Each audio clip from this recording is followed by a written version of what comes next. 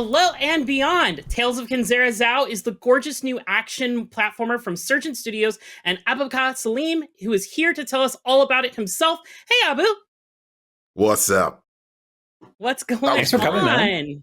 That was really cool. That was, you know, it's so funny. Every time I get introduced, I'm always a bit like, oh boy, it's real. Oh boy, it's real. it's so honestly, it's very surreal because again, like the game was such a secret for so long, and now like normally I'm used to people being like, oh yeah, it's a boo from Raised by Wolves or a boo from a TV show. Now it's like you're saying the name of the game. I'm like, oh, it's coming. Yeah, this is on you this time. Like you can't, you can't just blame all the other people you worked on or get the praise. It's not, like you did this with the studio. It's a small team working on this, but like, yeah, you're front and center, man. So no pressure. Thanks. Every time someone says no pressure, it's like, oh, that means pressure, doesn't it? That means real pressure. So yeah, tell us a bit about the kind of the story behind this game, because you've been known for acting and performance capture and voice acting, and then you're like, I want to make a Metroidvania like that. There's like Tom Cruise isn't out there being like, you know what I got to do? I got to make a 3D collectathon for the N64. Like I love this about you. You don't know, bro. You don't know. Okay. Honestly, it wouldn't surprise me. It wouldn't surprise me. So yeah, tell us about Tales of Kenzera. Yeah, so Tales of Kenzera ZAU really came about as it was a way of essentially processing my grief. I lost my father 10 years ago, and it was one of those ones where for a while it was tough, right? It's always tough. I mean, like the best way I can describe it is like it wasn't really part of the plan. So it kind of took me by surprise. And I think for 10 years, I've been kind of going through this whole journey as a whole. And 4 years ago, I decided, actually, you know what? I think I know how I can process an element of it, and it has to be through a video game. It was one of those ones as well where like death in our family is so common because we're so big, but when it comes so close, it just takes you aback a bit. So yeah, the game is, it's inspired by sort of the Bantu myths and legends, lots of stories that my father would tell me as a kid. The reason why the reason why it's a Metroidvania is because I think that's the perfect genre to sort of depict grief, in the sense that you're thrown in the middle of something you have no idea about, and you've got to work it out as you go along. The longer you spend in it, the more comfortable you get, and that's essentially grief, man. And so that's kind of, why it had to be a Metroidvania. And, the 2.5D side scroller element is because I used to play Sonic with my dad, and like that, that kind of feeling I wanted to kind of capture in this game. That man, I'm sorry, you just completely blew my mind with like the Metroidvania is a good genre to process death. That I've grieved before, and like that's just like, I mean, that you just opened a door for me, which is what those games are about, really. Like, man, yeah, I needed a second there. Damn, that was really good. I was just gonna say, like, the thing is, it's one of those ones where every time I've sort of played it, there is this weird isolated feeling that you get from it, right? That you're kind of journeying through this thing. It's your own experience, and, the abilities that you find it in your own time. And I think like that's basically grief, man. Like it's, you find a way to deal with, there's no sort of right or wrong way. There's only your way. And I think like that's essentially what a Metroidvania is. That's so like on point because, I've lost family members. I think we all have. And you get past one hump and you're like, okay, I'm doing better. And then something else hits you. And then you're not expecting it. And you've got to figure out, how do I move past this now? How do I deal with this? How do I process this? So that's just super powerful, like spot on. Like I've never had anybody like connect Metroidvanias to that, but like you should be teaching game theory, man. Like, like that's like, that was... I've used video games to process death, like God of War specifically, the rebooted one. But I'd never thought about sort of like taking that and turning it into making something while also simultaneously immortalizing a lost one, which you're doing here. Yeah, no, it's just like such an awesome story. I guess it got me thinking too, like what's interesting about what Tales of Kenzera is doing is that it sort of lets you, like, right off the bat, right at the start of the game, one of the first things that struck me was like you get a double jump and an air dash, and your combat feels good and not necessarily evolved because you learn more and more stuff, but like it throws you right in with like a lot of maneuverability and a lot of like this sort of ancient classic Metroidvania. I mean, literally Metroid. It takes so long to get any sort of semblance of like, oh, I got some speed. All right, finally, I got a wall jump. Okay, cool. Like you're like a couple hours into the game. But in Tales of Kenzera, like I'm like, oh crap, I got a double jump and an air dash immediately. I see this thing really far from me. I can already get to it. So was that something that you thought about? Like I want this to be quick right out the gate. Yeah, because again, it's that whole thing of, again, just so the thing is, right, we're a small team, so we've got to really sort of make sure that every decision counts. We don't want to make a choice and have to pivot, because that will take us ages. But really, from the get-go, I said, I want these abilities, these fun abilities that you kind of get, because again, in life, I was thrown into this sort of deep end, but I've it's not like I kind of come anew. It's like I've had experience, I've had previous experience, past experience, and I think like that's the best way of, again, respecting and kind of communicating. Essentially, like ZAU, the character, has he's living his life. He's got history. He's got a past. Double jump, dash, all that kind of attacks and wall jumps. Like, this is his past, and like rather than give the player nothing from the get go, it's like, no, this is what you've got. You've got to now go ahead on your journey and deal with it. And I think like that was something that, again, to really kind of capture and sort of communicate that element of grief in an honest and truthful way. You have to throw someone in the deep end, but with at least some tools that you kind of expect them to have, No, I respect that, and I appreciate it too. As someone who plays a lot of Metroidvanias, it was awesome to just like immediately hit the ground running and be like, oh, I got some power and some speed. Let's kick some butt. Yeah, speaking of huge Metroidvanias, can you tell us a little bit about what it was like not only making one, but making it one as your first game? Like, oh my what God. did you want to get right, like overall as a Metroidvania? I think my team were literally like, of all the games to make as a first one, man, why a Metroidvania? Yeah, you could have done like a match 3 puzzle game. They would have been like, oh, that's a little easier. We got this. Visual novel, like. Oh, man. And the community, like, they care, right? The Metroidvania community, like, if you're going to make it, like, step up. Like, don't come in and say you're just going to make something.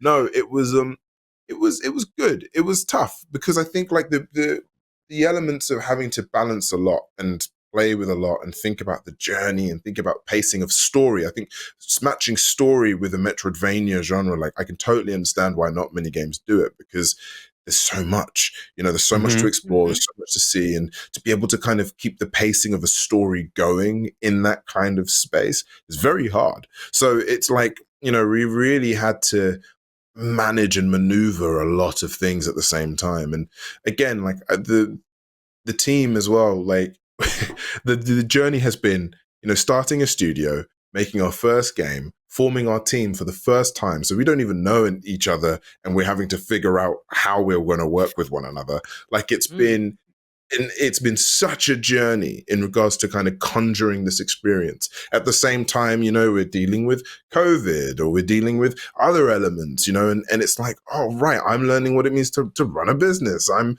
learning what it means to write a script. Like, there's so many learnings out of this whole thing. But truly, I think the one thing that's been really lovely is that we've all been driven by this mentality of wanting to tell an honest and truthful story. And I think like that has really driven us to get to where we are now, to like, to the end goal, to actually shipping a game. It's been really beautiful to kind of watch us just grow and strengthen and become a team, become a studio, So the Metroidvania genre is definitely a tricky and tough one, but I'm glad we had something that needed that maneuvering, because it required us to focus and work as a team a lot more delicately and carefully, you know? Right. And you were, you know, you've been doing acting, performance capture, voice acting, all this stuff for years now. You were the main character in Assassin's Creed Origins. Like, was it like something where you were part of a contribution to a game, where you were part of a game development, right? That made you go like, hey, I want to dig in deeper and see like what this whole thing feels like, to kind of take on every element of it. It's funny. I think so. Assassin's Creed Origins it sort of made me realize that even though I've been playing games all my life, like I love games, but like the fact is that with Assassin's Creed, it made me realize that you could have a job in games, which is crazy, because I never thought that you could actually, you know, I didn't really realize that there were people behind these things making them. I kind of thought you put like a CD in the PS2 and Gremlins or something make it happen. Like I had no idea, like really truly the realities of it all. But what Assassin's Creed did was it introduced me to players and developers who love games, who just truly love the creation process as well as playing them. And I think like it's so different from like working on a TV or a film set, where a lot of the time, you know, people are there to just do a job and then they go home. Like that's it. Yeah. Whereas in games, it feels like there is this passion, like everyone's an artist and they really do care about what they're doing and what they're bringing. And I think like that's what I really loved being around. I was also a massive Assassin's Creed fan. So I was constantly, when I wasn't filming, which was very rare, I was in the offices testing the game, playing the game and seeing what it was like, and asking questions, because I'd ask too many questions and like I'm very, very inquisitive, because that's the only way I can learn, essentially, right? And so for me, you know, that kind of opened my eyes to it all. But it was only until like what, three years I think later, until I decided like actually this is what I want to do. And I know Ubisoft isn't necessarily the best team to kind of like, or you know, option, because there's like thousands and thousands upon people. We're only like 30, so it's like such a different beast. But it really did inspire me, and especially Montreal. Montreal's got a real lovely energy about game development there that I think it's very infectious. Yeah, that's really cool. I'm glad you weren't like, you know what I got to do is start a global studio with like 16 different. Oh my god, absolutely! 16 different offices, every continent. My lord! Oh my god! Your passion, like it's. I've been watching this game since I think it debuted at Game Awards last year. Yeah, and we had a segment I think for Fan Fest this year, and then like I got to meet you at GDC, and like your passion for this project and this game is just like.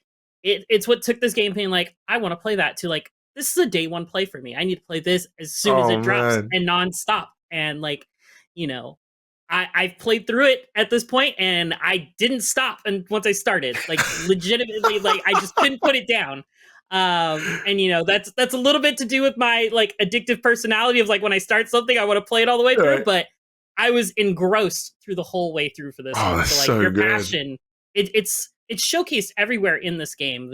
From the music to the scenery, the art, just everything. It screams just authenticity and passion. Like, you know, how important was it for you to kind of nail those aspects, especially because this isn't a location that we often see in games? I mean, you know, for me, it was very much the sense of. If I kind of had this mentality, and I think a lot of us did, like, you know, we only have one chance to essentially do this, right? So if we really want to do this right, like let's do it right. And I think for us, it was very much, again, so I've always kind of led by this thought as an actor and it was taught to me by a teacher who essentially said, like, you know, a lot of the time, whenever you do something or you give yourself to something, the audience who are receiving it, there's always going to be someone in the audience who's going to receive it for the first time, and there's always going to be someone in there who's going to receive it for the last time. And that really stuck with me. And I remember thinking to myself, okay, so if I do something, I've got to either show that person who's coming for the first time, like, hey, you're going to want to see more of this, but also ensure that the person who might see it for the last time due to either a tragedy or whatever, like, they get a good experience. And so it needs to be authentic, it needs to be honest, it needs to be truthful. And so, like, that's always been our sort of mantra at the studio from the get-go. It's like, you know, we've got to be honest and authentic. It's got to be about the human truth, about like what makes us human, because that's what's exciting, rather than necessarily, I guess the thing is, it's like focusing on authenticity and truthfulness. It goes beyond sort of like race or gender or anything like that. It just connects us. And I think like that was what was driving us with this game, and what really drove me to tell this story. Like, I didn't want to, the reason being for this, or telling the story, yes, it was inspired by my father, but it's also inspired by this journey that I went through, that I wanted to say, like, hey, to everyone else, like, you're not alone. Like, we're all going to go through something like this, even though it feels isolating. It's not always the same way. Like, you're not going to come to an end point and be, I'm accepting it all. Like, that's not how it works. And, you might feel angry sometimes. You might even feel happy sometimes. And that's totally fine. Like, I think like that's what was really the sort of, it was the fuel for creating this thing and being, and, wanting to share it. It's ensuring that we're giving an authentic experience to people. So it's funny. It's like, I always say this, if it wasn't so personal, I think I probably would have quit after like the first year. Game day hard. it's I mean, I understand that, like, games are a business, right? Like, they are the intersection of art and money, and like somebody, you do have to sell a product at the end of the day.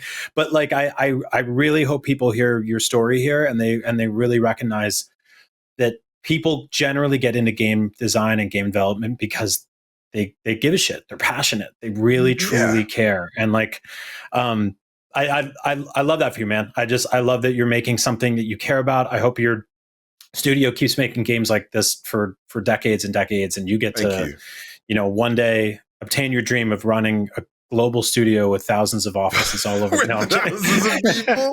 Oh my god, man! You're like, I'm good.